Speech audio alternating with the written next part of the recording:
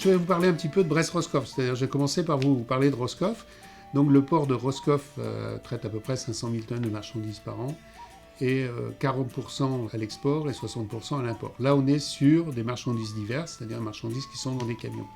Port de Brest, alors là on est sur des volumes qui sont beaucoup plus importants, avec une première partie qui est 30% de produits pétroliers, il y a 30% également d'importation de vrac agroalimentaire, il y a 20% de vrac divers, il y a 5% d'huile qui résulte de la trituration du soja, et vous avez 15% de marchandises diverses, principalement concentrées au niveau du trafic container. Alors, vu comme ça, pour passer à la deuxième partie de votre question, ce port dépend à 30% de l'agriculture ou de l'agro-industrie.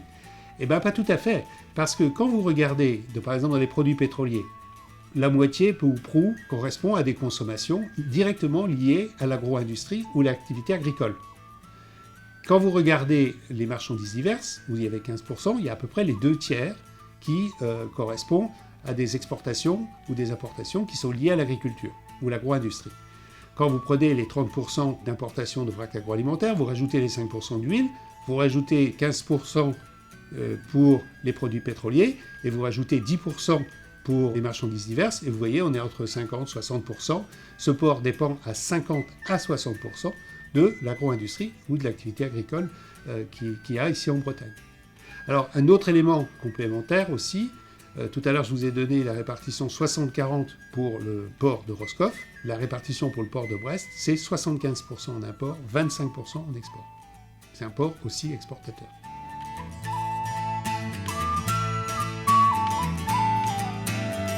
Première chose, il faut regarder peut-être au niveau mondial. La crise du Covid-19, elle a fait quoi ? Elle a basculé encore plus fortement l'économie mondiale sur la zone Pacifique, que ça l'était déjà. Derrière ça, la reprise post-Covid, elle s'est faite beaucoup plus forte en Asie que chez nous, où ça patine. Alors, comme conséquence, ça a sur le trafic container, par exemple. Le trafic container en Europe va baisser cette année à peu près de 15-20%. Et par contre, le trafic mondial, lui, ne va être corrigé que de 5%. Ça veut dire quoi ? Ça veut dire que vous avez une bascule de l'économie mondiale, comme j'ai dit tout de suite, et avec des flux qui vont se concentrer sur la zone Pacifique.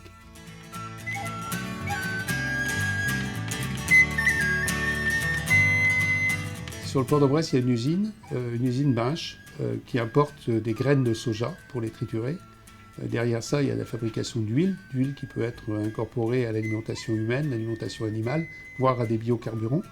Sur l'origine des produits, on voit un glissement en fait de l'origine des produits, d'abord sur de plus en plus de non-OGM, avec une bascule qui s'effectue progressivement, mais qui est réelle et qui est observée parce que en fait, on ségrègue de plus en plus les produits, donc les magasins, on les a adaptés de façon à ségréguer de plus en plus les produits, ça c'est la première chose.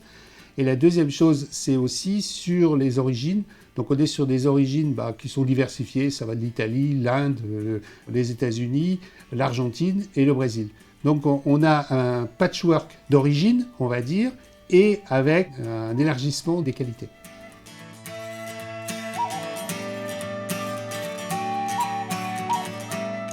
Le port de Brest bénéficie en fait de connexions par des feeders. Donc, c'est-à-dire que d'ici, on est directement relié à 3 grands ports européens, que sont Rotterdam, Anvers et Le Havre. De fait d'être soit la première, soit la dernière escale. Par exemple, sur Anvers, en feeder, on est la première escale au sortir d'Anvers. Donc, ça veut dire que pour importer quelque chose via Anvers, on va être dans un temps de transit court. Sur Le Havre, on est la dernière escale du feeder avant Le Havre. Ça veut dire quoi ? Ça veut dire que pour l'exportation via Le Havre, on va être également dans le temps de transit le plus court. La même chose pour Rotterdam. Donc on est parfaitement inséré dans l'économie mondiale des compagnies maritimes containers, et donc ça c'est une force du port de Brest. Bon, on retrouve la même équation au port de Nantes par exemple.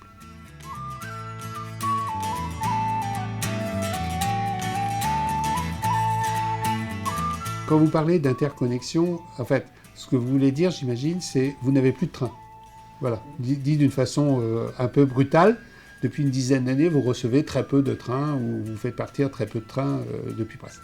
C'est-à-dire que le port de Brest recevait notamment des graines de colza par le train pour être triturées dans l'usine Binche. On réexportait également des tourteaux par le train. Et ça s'est arrêté. Pour faire clair, parce que le transport routier est particulièrement concurrentiel. Bon, maintenant, il y a des questions qui se posent. Est-ce que, raisonnablement, on peut continuer à envisager de toujours faire du transport comme ça routier ? Quand vous roulez sur la Nationale 12, là, par exemple, quand vous êtes à Saint-Brieuc avec un camion à gauche, un camion à droite, un autre derrière, un autre devant, et vous au milieu avec vos petites voitures, quelle question vous vous posez ?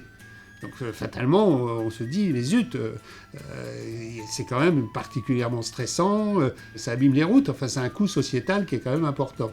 Donc franchement, je crois qu'on ne fait pas l'économie de repenser le transport par le train, franchement, en commençant par exemple par des trains blocs sur des produits vrac agroalimentaires, du port jusqu'à l'usine, ça c'est quelque chose qui peut sans doute se réenclencher.